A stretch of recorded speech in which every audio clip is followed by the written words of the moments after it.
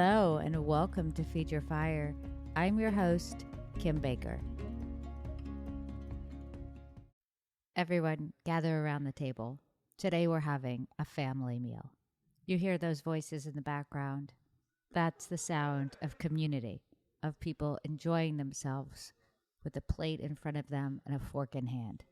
Contrary to what it sounds like, a family meal doesn't actually require family. In restaurants, they're enjoyed by the staff before a shift, often a creative expression with whatever ingredients are on hand. And this is something we could bring home into our own kitchens. And that's what we're going to do here today with inspiration from the Berzattos, our favorite culinary family.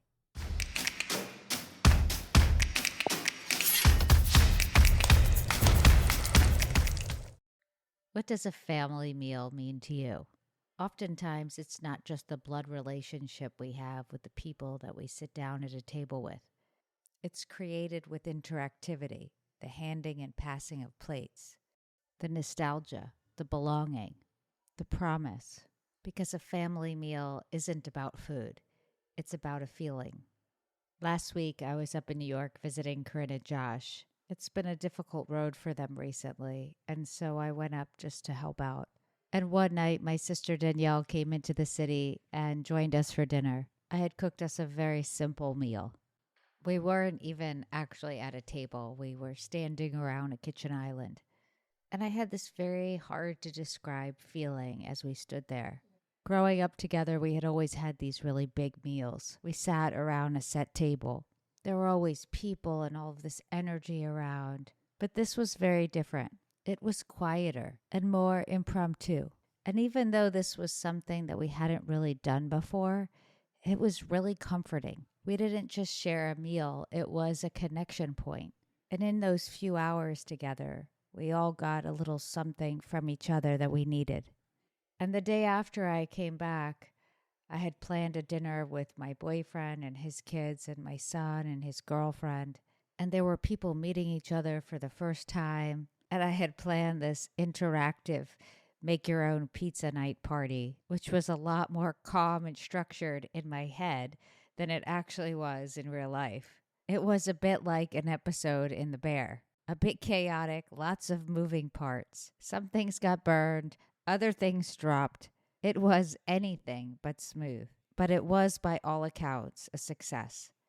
Proof that perfect isn't what makes a gathering of people meaningful. And even though that evening had a really different energy than the dinner I had had with my sisters just a couple nights before, both evoked a feeling and filled you with something that had nothing to do with what you ate. And that's what today's episode is all about. Some might call it fellowship, but to us, it's a family meal. And what better way to draw inspiration for that idea than with the Berzatto family? Not just because of Sunday's pizza night, but because the bear represents so many things that could happen to us in life and how much we can grow from them in community. And if you've watched the final season, then you know that there's this particularly poignant moment where the team comes together on this crazy day and shares a family meal. And then later on in the episode, Tina prepares that same recipe, the Brussels sprouts, for guests in the restaurant when they need it most. And she calls the dish family meal. Now, this is not a replica of that recipe. I took it upon myself to create a new one based on that inspiration. So today we're going to prepare miso brown sugar Brussels sprouts with bacon. The first thing we're going to do is pop about a half a pound of baby gold potatoes into a pot filled with cool water. You'll want the water to come up just a couple inches above those potatoes. Season it generously with salt. Turn the heat up high and let it come to a boil. Then reduce it down and cook the potatoes until they're fork tender. That takes maybe 15 minutes. While the potatoes are cooking, grab a skillet and put it over a medium flame. Add about 7 slices of bacon chopped up. Let them render and get crispy. And once they're brown and crispy, add about 1/3 cup of diced onion. We're going to let them cook low and slow until they're nice and caramelized, making sure nothing's burning. When the potatoes are done, we're going to scoop them out of the water and put them in a bowl and set them aside for a second. Then in that same pot of water, we're going to add about a pound of Brussels sprouts with the ends trimmed and cut in half. We're going to just let them par cook. And once they're just getting tender, we're going to add them to that skillet with the bacon and onions. Add a little bit of olive oil if you need it.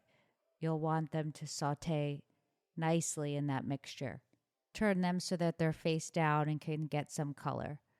Then in a small bowl, we're going to combine 2 tablespoons of white miso paste, 3 tablespoons of brown sugar, 2 teaspoons of rice wine vinegar, and 1 teaspoon of apple cider vinegar.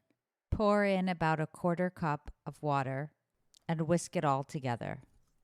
Then set it aside. Grab your cooked potatoes, slice them in half, and add them to the skillet with the Brussels sprouts. Now we're going to take that miso mixture that we just made, and we're going to pour it on top. Toss everything around, the bacon, the Brussels sprouts, the potatoes, and let it all get mixed up. Then just let it sit and give it a minute to reduce. It takes just a few seconds, and you'll be left with this mixture that's sweet and salty and umami. A perfectly simple dish that's made for sharing. I worked in restaurants most of my young life, whether it was back of the house or front of the house. Coming together with a plate of food was part of what made those experiences fun and memorable. I remember once at the steakhouse getting these oddly deformed hot dogs, and at another restaurant having this flounder and broccoli rabe. You never knew what you were going to get. And that's part of its magic. My boyfriend once asked me what my favorite meal was. Out of all the experiences in life, if there was one that just stood out. And there have been meals that have been outstanding. But for me, it's never been about the food, as ironic as that might sound. And I remember telling him that what was coming to mind was this dinner I had with my family on the rooftop of a restaurant. I was young, in my 20s, but my whole family was there. My brother, my parents, my sisters, with boyfriends and girlfriends that have come and gone. But it forged this really rich, distinctive memory. I can remember the temperature of the evening, the sun setting, and the gentle wind as it blew. I remember us eating tuna tartare, along with a slew of other dishes. It was before life got complicated, but the memory was made before I even knew that. It had a feeling of completeness and yet possibility. There was a real aliveness to it. It was a family meal, and the feelings of that evening are the reason that it stayed with me for so long. And certainly the quality of the food that we eat matters. I went to culinary school for a reason. But I would bet that if you were to think of your favorite meal, your answer would be based not only on the menu, but on the meaningful exchange that you had with the people that you shared the meal with, and the impression it left upon you. And that is at the heart of what is a family meal. Meals, for one, have their own place in life, and they too can be a beautiful experience. But today we're celebrating the shared table. The meals that open us, let our guards down, where dialogue flows, where heartbreaks are softened. They're where we lift each other up, we try new things, and memories are made, even if the meal itself isn't perfect or mishaps happen. They can be intimate moments at the kitchen counter or a pizza palooza. You may realize its significance in that very moment, or not realize it until 20 years later.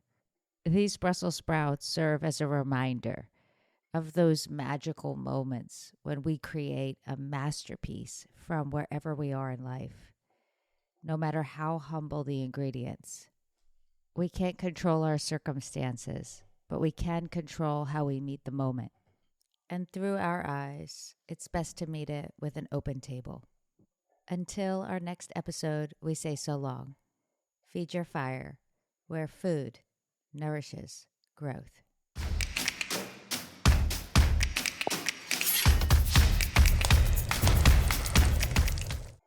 Feature Fire is sponsored by Kasari Consulting, where insight meets innovation.